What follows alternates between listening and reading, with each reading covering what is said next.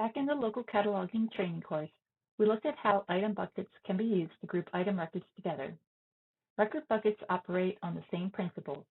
The only difference is that instead of item holding records, record buckets collect MARC records. There are a number of ways you can use record buckets. In this training, we'll be highlighting a few of them. We'll explain how you can use them to create collections of MARC records to share with other people, how you can use record buckets to group duplicate MARC records together for merging, and how you can use them to batch edit MARC records. Beginning in Evergreen 3.15, the Record Buckets interface has been updated to Angular. Okay, let's review this interface and features.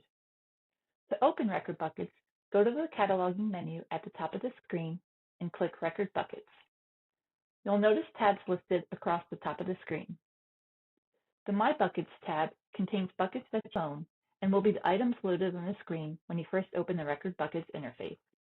As you can see on this page, the 3 buckets listed here are those that are in My Buckets.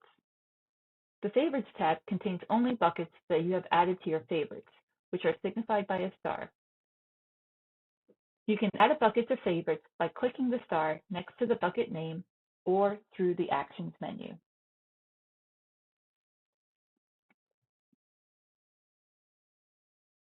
Recent contains record buckets you have recently opened.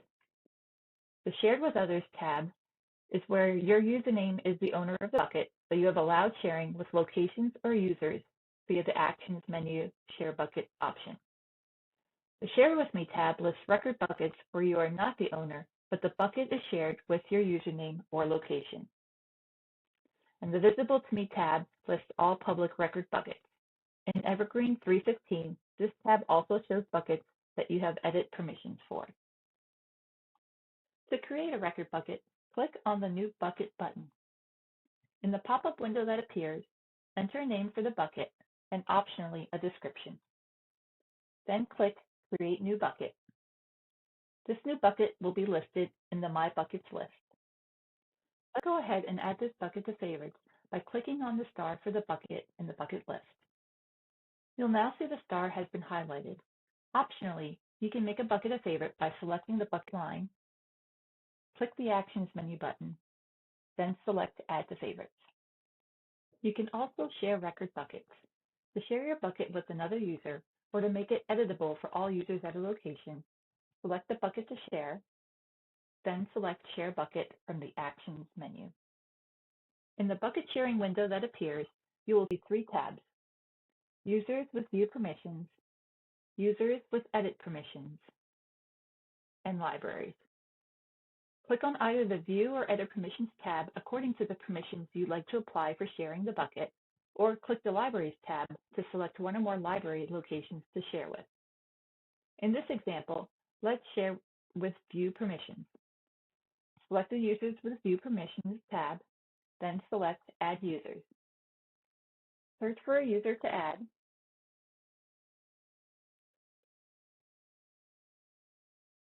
then click Select, and then click Update Bucket Sharing. After sharing the bucket, you will see that the Shared with Others link at the top menu reflects the one bucket that is now shared. You can also see it reflected in the bucket directly in the bucket list under the number of user view shares.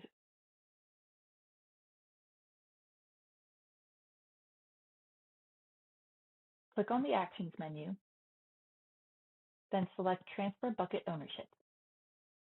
Click Search for Users button, find the user,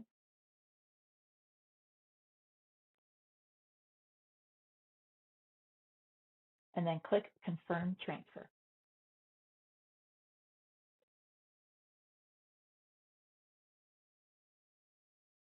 You'll notice that the training bucket is no longer listed in the My Buckets list since I am no longer the owner of the bucket.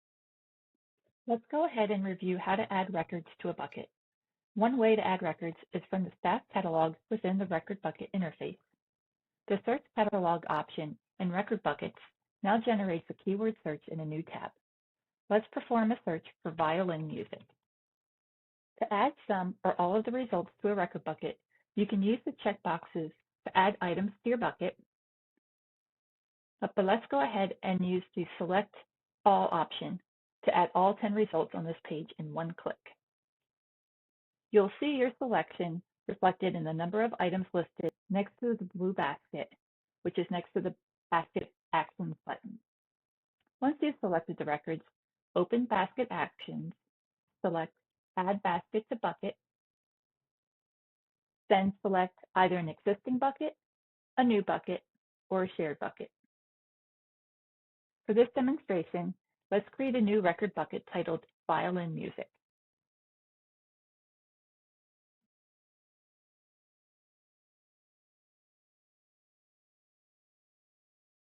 Now, when we go back to the Record Buckets interface and refresh the page, you'll see the newly created Violin Music bucket listed with the 10 entries selected. You can also add individual records directly from the search results page by selecting the record. So let's go to the next page to find a new record. We can select a new record, then click Add to Bucket, then follow the process to either create a new bucket if you'd like, or add it to the existing bucket. Let's go ahead and add it to the existing Violin Music bucket. Additionally, you can add a record to a bucket through the record summary page. Let's open this record to view the record summary. You can add this record directly to a record bucket by selecting the Other Actions button, then Add to Bucket. Once again, we'll add it to the Violin Music bucket. Please keep in mind that adding individual records to a bucket more than once can occur. If you do add a record to a bucket that the record is already in, it will appear in the record bucket list twice. When we go back to the Record Buckets interface and refresh the page, you can see that the two added records are reflected in the number of entries column.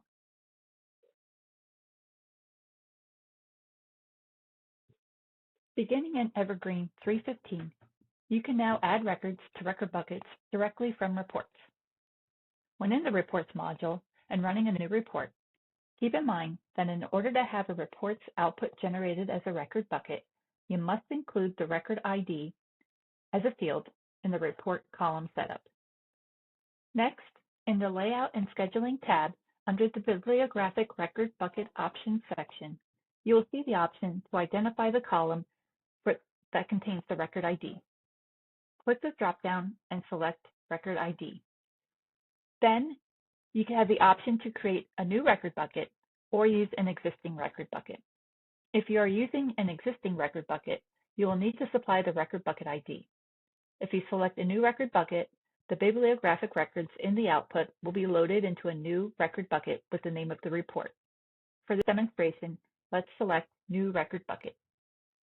After making all of your selections, click Save and Schedule Report.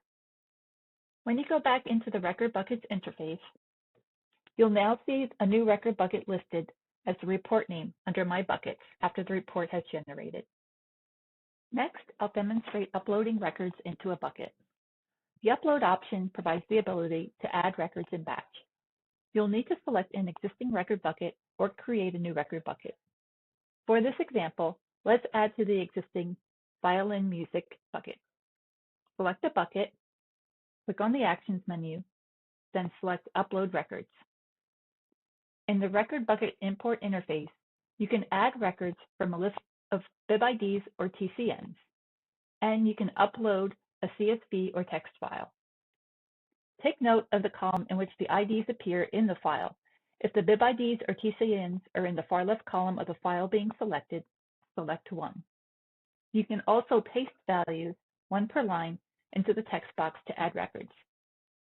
To demonstrate, I'll add a few TCNs here. When finished adding the TCNs, click Import BibIDs to add the records to the record bucket.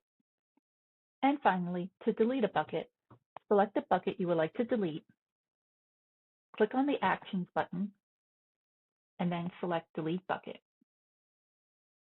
A pop-up will appear listing the bucket ID up for deletion.